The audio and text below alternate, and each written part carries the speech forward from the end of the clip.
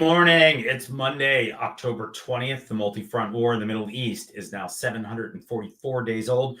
I'm your host, Jonathan Schanzer. Welcome back to the FDD Morning Brief. It's a weekend filled with news, so let's get you all up to speed.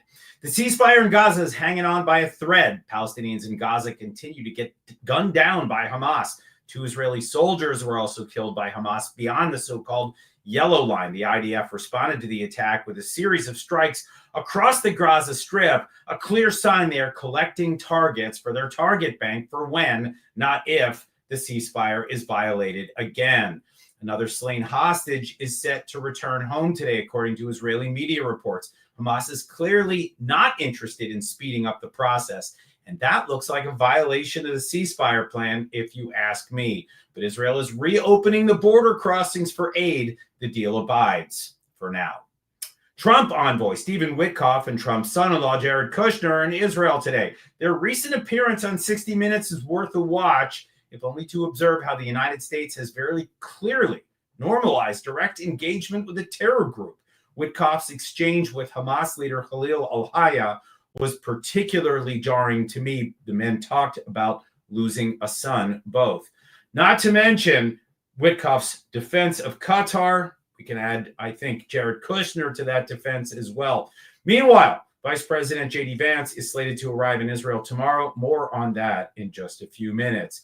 A bit of good news over the weekend. Reports suggest that Azerbaijan will commit troops to enforce calm in Gaza whenever the heck calm is achieved. I like this move. Azerbaijan is a avowed enemy of Iran. It's also an ally of Turkey. So there's a world in which Azerbaijan fights Iranian influence and places a check on Turkey inside Gaza. Both would be important for stability there if we ever get to stability. In other news, Qatar brokered a ceasefire between Pakistan and Afghanistan. And yes, if that entire headline sounds insane to you, you're not alone. Pakistan was the chief sponsor of the Taliban and Al-Qaeda in their fight against the United States. And the Qataris have been funding the Taliban for years. What are they all fighting about? I don't know. Who gets to kill the infidels first? Seriously, bonkers. In news out of Yemen, the Houthis have apparently built a base in Zukar Island off the coast of Yemen in the Red Sea. Some are saying this is a sign of the group's vulnerabilities on the mainland. I would argue this just looks like military expansion. I guess we'll learn more on the days to come. The Islamic Republic of Iran says it's no longer bound by the JCPOA nuclear deal of 2015 after snapback sanctions were imposed. Those sanctions are apparently taking a bite out of the regime's economy. The World Bank report released this weekend suggests that the economy there is already contracting, and it's projected to contract some more in 2026. Yes, please, and thank you. And finally, Israel continues to disrupt smuggling attempts out of Egypt. Weapons are coming by drones, primarily to both Gaza and Israel. And Cairo doesn't seem to be particularly eager to stop any of this. In the meantime, a very odd headline caught my eye on Friday. There was some sort of suspicious vehicle surveilling the Egyptian embassy in Tel Aviv. An Israeli policeman actually opened fire on the vehicle as it fled the scene. Not a lot more about this so far, but we're keeping tabs. Today's guest is Michael Rubin. He's a senior fellow at the American Enterprise Institute, or AEI. He's a scholar at the Philadelphia-based Middle East Forum, a think tank where he and I both cut our teeth, I don't know, back in the Paleolithic era. He's an intrepid traveler, Michael is, and we're lucky to have him on the program today as he has just returned from Syria, of all places. Stay tuned for that. Coming up in just a little bit of time, less than Bashar al-Assad lost the town of Hama, in fact. Vice President J.D. Vance is headed to Israel on Monday, and his goal is to keep the Gaza ceasefire intact. It's a tall order for the beat because the ceasefire is hanging on by a thread after Hamas killed 2 Israeli soldiers and slaughtered untold numbers of Palestinians. The group is not disarming. If Vance wants to hold the ceasefire intact, he's headed to the wrong place. The Israelis will do just about anything for the Trump administration right now. They are deeply grateful for the release of those 20 hostages, not to mention the bodies that are slowly being returned to Israel. Nobody in Israel ever thought this was possible. So Trump's credit is enormous. So is Vance's. If you ask me, Vance needs to go to Qatar and Turkey and read those governments the Riot Act. These two slimy regimes vouched for Hamas in this ceasefire deal. They need to deliver their terror client, no ifs, ands, or buts. I have no doubt Vance will be celebrated when he arrives in Israel tomorrow. No, I don't think that it's ever a bad thing when senior U.S. officials visit Jerusalem and reaffirm their alliance with Israel. And yes, Israel will hold fire in the face of flagrant Hamas violations if asked. But let's not pretend that Israel is the key to this ceasefire holding. The problem is Hamas and its patrons. Qatar and Turkey act like honest brokers, but they aren't. They're playing games and allowing Hamas to buy for time. So it's time for the Trump administration to hold their feet to the fire. Now for our interview, it's time to bring on Michael Rubin. He's a repeat offender on this program, and he's just back from his trip to Syria. I hear that war-ravaged countries in the Middle East are lovely this time of year, so let's hear about his travels. Welcome to the program, Michael Rubin. Hey, thank you, John. Good to have you. All right, Damascus, seat of government, full control by the regime or not? Full control by the regime, but it's almost like we're in the eye of the hurricane where there's calm. The word on the street is that even though Damascus is calm, the Hayat Tahrir al-Sham appear relaxed, that people are talking about the internal disputes within Tahrir al-Sham, but they also believe that Kurdish Arab conflict is on the horizon, and it's also clear that the Syrian regime is in denial about what happened in Sweden. Okay, I want to talk about all of that in a second. Let's start with the Kurds. Break down that for us. I know that that we have Turkish involvement in northern Syria. We know that they've got kind of an axe to grind with the Kurds. Why is HTS buying into this right now? Well, you know that the Kurds have more or less controlled northeast Syria for more than a decade now. And it's become a seat where a number of refugees, Christian, Yazidi, even Sunni Arab, have come to be embraced. Now, some Sunni Arabs also aren't going there because this is the problem, at least from the point of view of the Syrian government.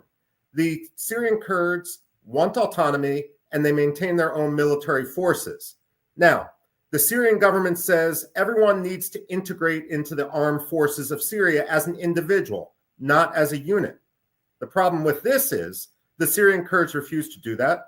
They don't trust Syria. They don't trust Turkey. And at the same time, they say, why are you telling us we need to disband and integrate when you've taken whole units of Chechens and Uyghurs who used to be with Al-Qaeda and brought them into the Syrian army intact? Yeah, fair question. No one seems to be able to answer that right now. Talk to us a little bit about Sweda. We know that this is where the Druze have been under fire. The Israelis are trying to establish some kind of corridor to help ensure that they get what they need. How is that shaping up? Well, you know, John, everyone who goes to Israel for the first time remarks about how close everything is. I mean, you can now get from Tel Aviv to Jerusalem in just 30 minutes, 45 minutes by the light rail and so forth. It's the same thing in Syria, although obviously not with the high tech, that it's mind-blowing to believe that you can drive from the Lebanese border into Damascus in 20 minutes. That's what I did, at least.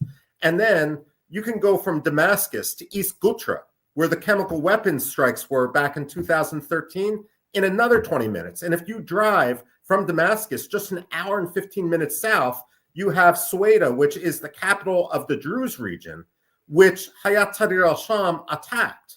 And I talked to refugees from this region as well, and they said this was deliberate, it was unprovoked. Frankly, the international community believes it as well. But when I talked to Syrian government officials, they're in denial. They said basically, hey, we just need to have more trucks of food go in, better electricity. But if you didn't have roadblocks, there'd be no shortage of food going in. And at the same time, to show their animosity to the Syrian regime for the sectarian violence which happened, and I had this confirmed, although I didn't go to Sweda myself, there's a big Israeli flag in the center of Sweda's main traffic circle, and many of the Druze are actually wearing Israeli arm patches on their uniforms just to signal how complete their rejection of the new Syrian order is.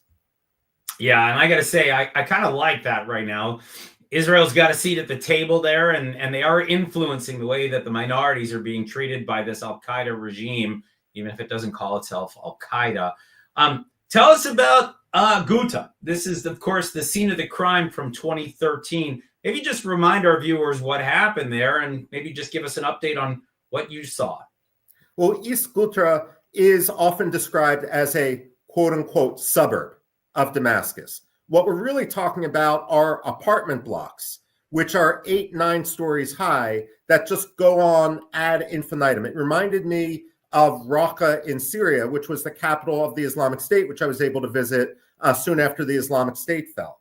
At any rate, in August of 2013, this area that was filled with impoverished Syrians, not by accident, most of them were Sunni Arabs, was bombed with chemical weapons from Bashar al-Assad's regime. And many fled. The Obama administration sort of stumbled over response after the famous red line, and Obama chose not to enforce the red line. Secretary of State John Kerry created intellectual somersaults to explain why he really wasn't violating the red line that he was clearly violating as well. At any rate, what's striking to me is when you look at pictures of Gaza, and I'm not just talking about the pictures which Al Jazeera puts forward or the BBC, I'm also talking about the pictures which Gazans now put forward on Twitter, which show that not all of Gaza was destroyed, that show full restaurants, that frankly show terrorists who are fatter than I am, despite all these Why are you laughing, John? That's not nice. At any rate, the fact of the matter is, while the world focuses on Gaza and Hamas continues to fight, if not against the outside, then summarily executing Gazans, you have this area in East Ghouta, just outside of Damascus, which for more than 10 years has been destroyed, which doesn't have electricity, which doesn't have running water, where kids and are trying to put together a new life. UNHCR on a bare bones budget is actually doing really good work.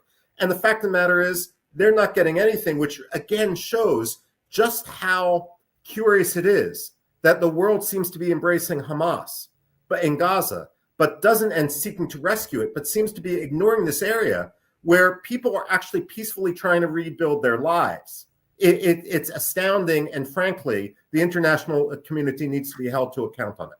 Yeah, well, good luck holding the international community to account, let alone anybody operating in the Middle East.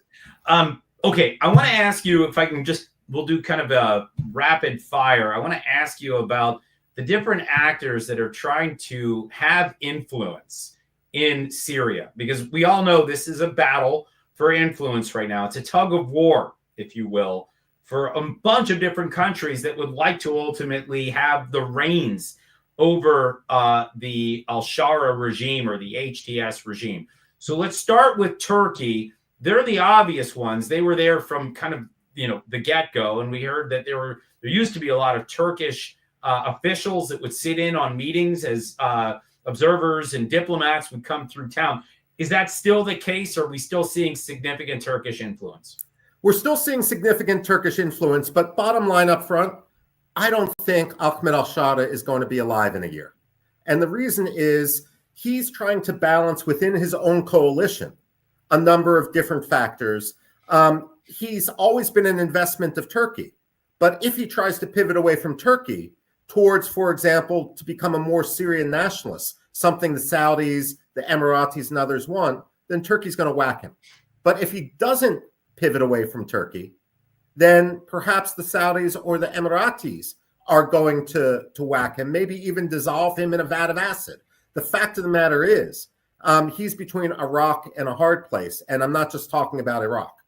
Yeah, I was going to say, nice reference to the map there.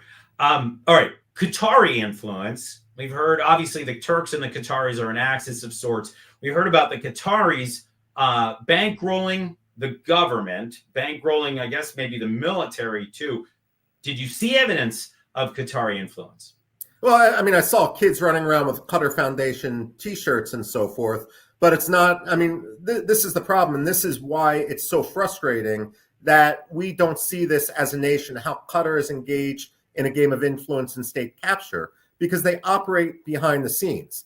If I may just pivot away from Syria for a second, when the world complains about the influence that Trump's receipt of a gift of a $400 million airplane represents, but then remains silent about $20 billion worth of Qatari money flooding into American universities. There's an intellectual inconsistency there. The fact of the matter is, Qatar is engaged in state capture in the United States, much like China was 20 years ago, but Qatar is even going further because they're engaged in state capture in Syria, in Turkey, and across the region. Amazing. This little tiny nothing microstate, smaller than Delaware, is in the process of trying to capture large territory, including the capital of the free world. Kind of insane. All right.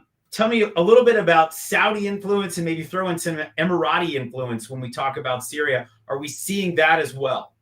We're seeing a lot of discussion about how they're becoming much more involved. One of the main problems is this. First of all, Saudi's doing a lot of fence sitting, much like they're doing fence sitting with the Houthis, because they don't believe that the United States, or they're not convinced the United States is serious. So they don't want to put their neck out if we could have another Joe Biden, Anthony Blinken, which is going to regularize their enemies. And look, with Qatar having state capture in Syria and supporting some of these radical Islamist groups there, and the same radical Islamist groups charming the Trump administration, Saudi Arabia is worried. The other thing that Syrians worry about is that you could have this Saudi Emirati competition, which has really come into play in a country like Sudan, but behind the headlines is also impacting Libya, and they're worried it could impact not only Yemen, but Syria as well. Yeah, I mean, it's interesting. Saudi and the UAE they're seen as part of the same alliance structure, but they have their own competition within. And that is interesting and sometimes very troubling. And I would be loath to see that start to play out in Syria. Reconstruction, huge business, right? War-torn countries.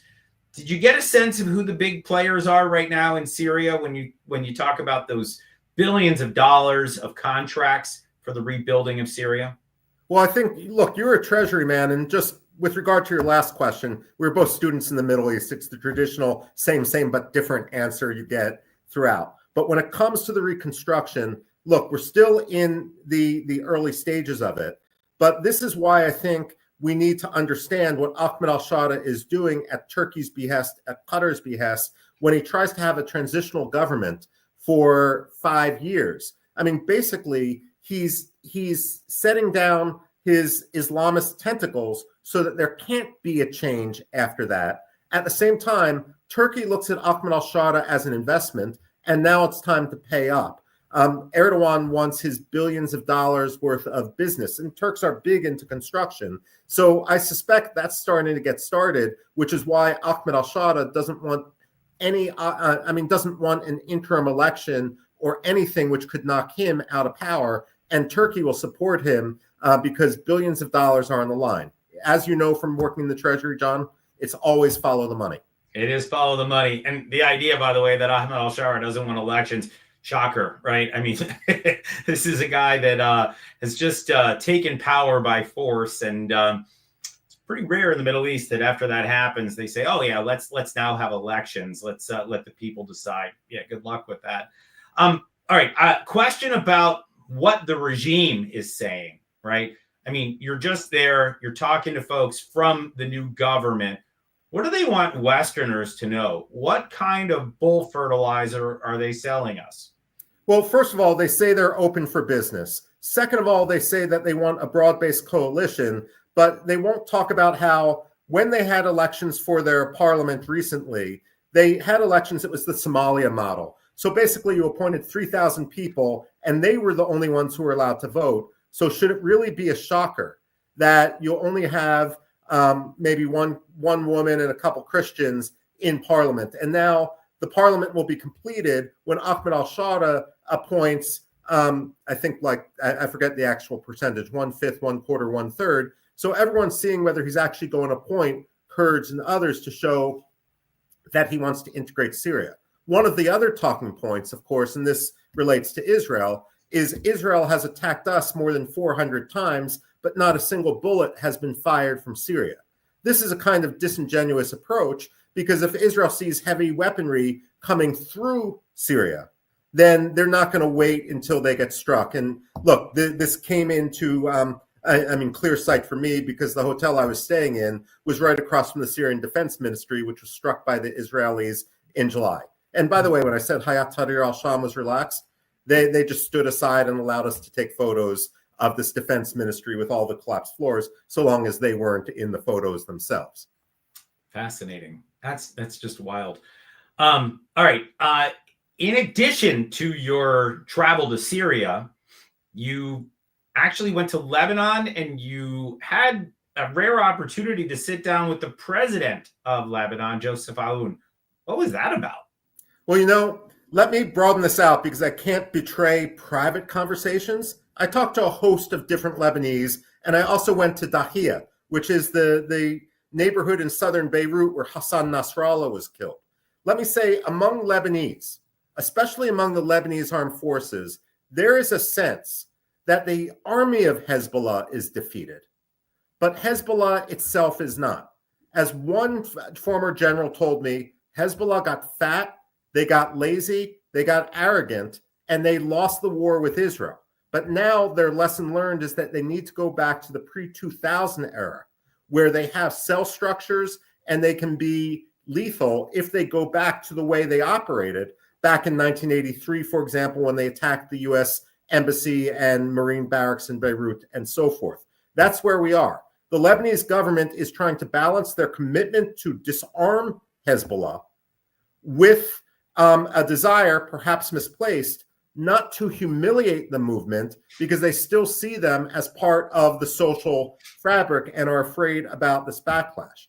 Then you, of course, have Turkey and Iran, Turkey even, across sectarian lines, trying to rebuild Hezbollah. I spent part of the summer in Cote d'Ivoire, and this is what worries me. I was interviewing Lebanese diaspora, and Lebanese diaspora, of course, all across South America and West Africa. You can defeat the Hezbollah army, but given their financial networks in Africa and South America, if you don't defeat the influx of cash, that itself is a problem.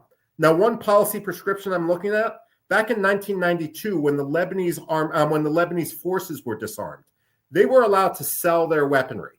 And you may recall, because both you and I are kind of old, John, now, that they sold it to Croatia.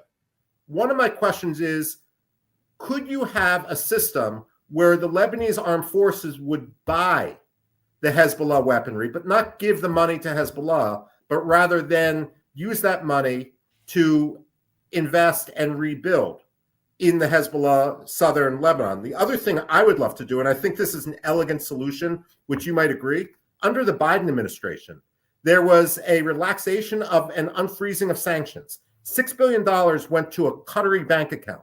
Why can't we use that Iranian money to rebuild southern Lebanon? Call it reparations. The Trump administration doesn't want to spend money. Let's force Qatar to show where it really stands. Hand over that money. Let the Lebanese government show you don't need to be in Hezbollah to actually appreciate reconstruction. I like all of that. And I like the fact that in the course of about 15 minutes, you admitted to be old and fat. This is really a remarkable interview, Michael. Your travels never cease to amaze. All these crazy places that you go. We'll have you back after you go to Pyongyang and I guess interview the great leader over there. I would not put it past you. I'll dress up like Dennis Rodman. Excellent. Yeah. Can't wait to see what your hair looks like. All right, we're going to leave it there. I want to thank you, Michael Rubin, for joining us today on the FDD Morning Brief. Always fun talking to that guy. And it's mic drop time. If you're craving some smart things to read today, check out the expert analysis on our website, fdd.org, and feel free to check out our social media accounts as well. And yes, folks, you can still make a generous tax-deductible donation at fdd.org/invest. Tune in Wednesday for another episode of the FDD Morning Brief. Until then, I'm Jonathan Schanzer, signing off for FDD.